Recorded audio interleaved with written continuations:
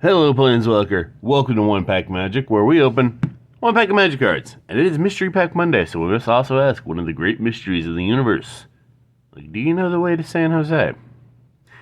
Anyway, let's go. Halloween coming up, so I got some fun little, hopefully, fun little surprises in store. You know, can never gauge. Something will be really successful, and then something will bomb. And I have no one to blame but the YouTube algorithm.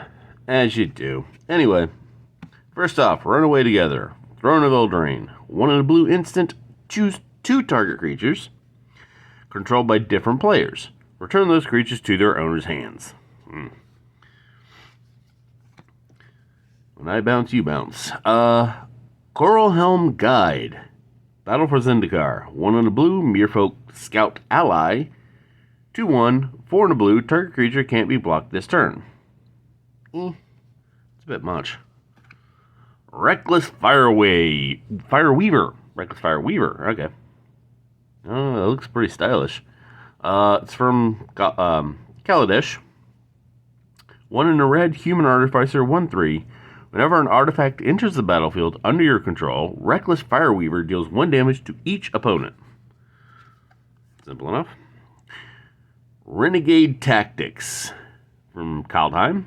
Single red sorcery, target creature can't block this turn. Draw a card. Alchemist's Gift from Magic Core 2021. Single black instant, target creature gets +1/+1 and gains your choice of Death Touch or Lifelink until end of turn. Any amount of damage the creature with Death Touch deals is enough to destroy it. Damage dealt by a creature with Lifelink causes the controller to gain that much life. Too bad it doesn't do both. Oh well. Spring Bloom Druid from Modern Horizons. 2 in a green, Elf Druid, 1/1. When Spring Bloom Druid enters the battlefield, you may sacrifice a land. If you do, search your library for up to 2 basic land cards, put them onto the battlefield tapped, then shuffle your library. Not a bad deal. Lonesome Unicorn. I'm not that lonesome, there's a person right there. 4 in a white, Unicorn, 3/3 with Vigilance, but has an adventure. Rider in Need, 2 in a white. Create a 2/2 white knight creature token with Vigilance.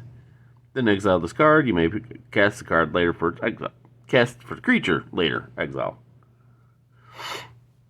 And then no one has to be lonely. Urban Burgeoning. Return to Ravnica, I believe. Single green enchantment aura, enchant land. Enchanted land has untap this land during each other player's untap step. Ooh. That's pretty nifty. Griffin Protector from Core 2020. 3 in a white, Griffin, flying, 2/3. Whenever another creature enters the battlefield under your control, Griffin Protector gets +1/+1 until end of turn. Wicked Guardian. Not like the Boston Wicked, but just like evil nasty. 3 in a green, 3 in a black. Human Noble, 4/2. When Wicked Guardian enters the battlefield, you may have it deal 2 damage to another creature you control. If you do, draw a card. Ooh, that would combo well with something that says when this is destroyed, trigger something. So that not a bad idea. Herald of the Sun. Magic 2020. 4 white angel, 4/4 flying. As you do. It is an angel after all. I would like to see an angel card that doesn't have flying. That would just throw everything off and it'd be fucking hilarious. Anyway, 3 in a white, put a 1/1 counter on another target creature with flying. Well, maybe if you got enough to cast it, you got enough for that. Swarm Guildmage from Guilds of Ravnica. Black green elf shaman, 2/2, 4 to black, tap, creatures you control get +1/+0 and gain Midas until end of turn. They can't be blocked except by 2 or more creatures. 1 green tap, you gain 2 life. As you do. Bleeding Edge. Isn't that a video game? Or is it a board game? I don't know. It's some sort of game. Anyway, this is from War of the Spark. 1 black sorcery. Up to 1 target creature gets -2/-2 until turn. Amass 2. Put 2 1/1 counters on an army you control. If you don't control one, create a 0/0 black army zombie army creature token first. Then put 2/2 on it. Amass can be deadly if used properly. Anyway, we got a Thropter token. Thropter 1/1 and Spirit 1/1. It's from the Neon Dynasty Commander deck. We got a Plains from War of the Spark. And we got, oh, hello. We got an old 7th edition card. Keldoran Royal Guard. 3 white, soldier, 2/5. Tap, all combat damage that unblocked creatures would deal to you this turn is dealt to Keldorian Royal Guard instead. Huh. That's not bad. Alright, do a little rundown. Like I said, that's not bad. It's not, well, I mean, it's a 2/5, but it's like 5 to drop, so that's a bit much. I honestly, no. Even with its ability, it's like, because you have to basically keep it not blocking, and then all of a sudden use it to block. It's seems a bit confusing. Actually, that's not bad. No, look at it. Someone gets -2/-2, and then your army gets +2/+2, because it's kind of like a vampirism thing. So that's actually pretty cool. I would play that. That would be pretty nasty. You know, of course, if you have more creatures than your opponent, but everyone gets menace, which means, you know, they're going to have a lot less to block with. So, also gain 2 life. Not bad.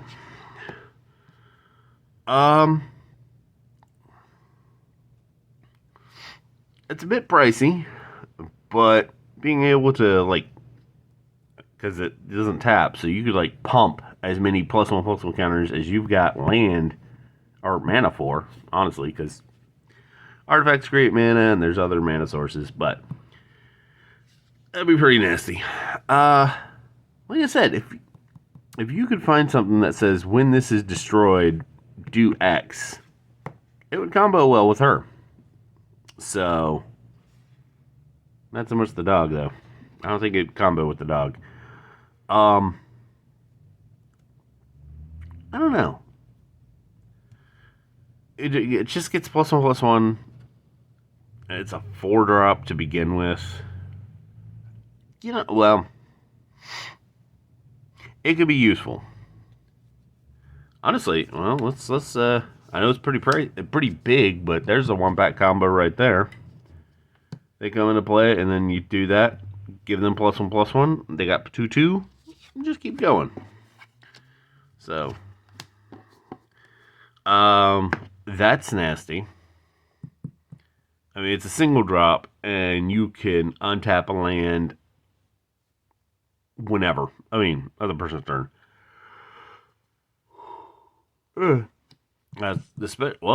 Actually, if you're doing green blue, that would be really nasty. So you'd always have an island untapped. So, oof. Well, I mean, it's 2 creatures for 8 mana, essentially. One's a 2/2, one's a 3/3. Both have vigilance, but still, it's like 8 creatures. So, 8 mana total. But you play that first off, and then get that one out later. So, I'll give it an you know. If I'm bored, maybe. This is pretty good. Basically, he comes in, sacrifice a land, gain 2 lands. Actually, use the land you tap to sacrifice a tapped land, and then boom, you get 2 tapped lands in. So yeah, I would definitely probably run a couple of these. Especially you get something, combo it with something that brings lands back from the graveyard. There you go. That's a dangerous thing. It's an instant and it's a 1-drop, so you could slap it on anything. Which, 1/1 and Death Touch. Oof, that would be great. And just have it go up against the big creature. So yeah, that is definitely a winner right there. It's not bad. Target creature can't block and draw a card. It's a single sorcery, so if it were instant, it would be greater. But I guess as a sorcery, it's all right. It's all right. Yeah, I would play it just to annoy whoever. Artifact. I don't think. Did I read this? Whenever an artifact enters the battlefield under your control, Reckless Fire Wave deals 1 damage to each opponent. I did not read this, but there we go. Yes.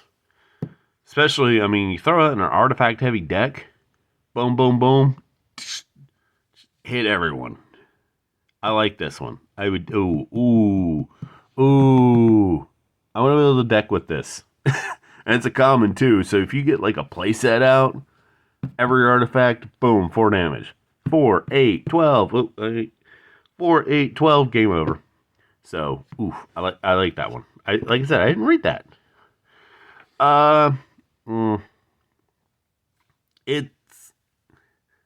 It's a 2-drop for a 2/1, but its mana ability is a bit pricey.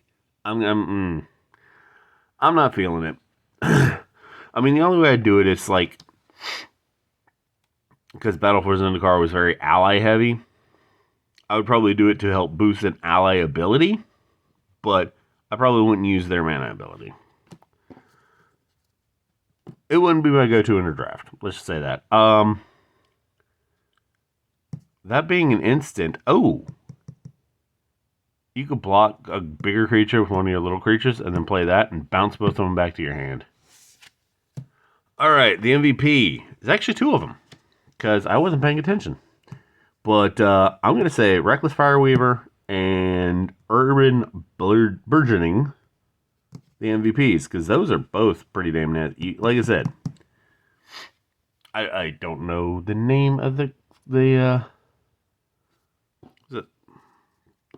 I can't remember all the names of the guilds because I wasn't really paying attention to Ravnica. But in any case, that would do well in whatever guild involves green and blue, and that would be dangerous in an artifact-heavy deck. So in any case, I will see you tomorrow. Have a magical day.